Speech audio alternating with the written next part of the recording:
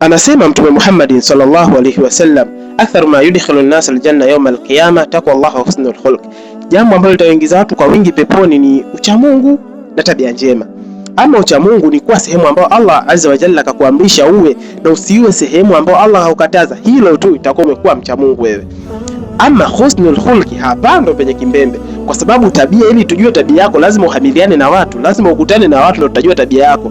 Waswahili wanasema pata pesa tujue tabia yako. Ndio hivyo, lazima kuna vitu ukutane navyo ndio tujue tabia yako. Mtume Muhammad sallallahu alaihi wasallam anasema, inma bu'itha litammima salih al-akhlaq, mimi nimetumwa, nimeagizwa kuja kutimiliza tabia ile kwa njema, husnul khuluq. Hiyo Mtume Muhammad sallallahu alaihi wasallam alikuwa mbora wa tabia, mpaka Allah mwenyewe anamsifu, anasema innaka la'ala khuluqin adhim, hakika wewe uko juu ya tabia njema. Kwa kama tunataka kujihimize, tunataka kujipeleka kwa Mtume Muhammad sallallahu alaihi wasallam, ni juu yetu kuishi katika tabia nzuri, na hiyo tabia nzuri ndio sehemu kubwa sana itakayotupeleka sisi kuingia peponi.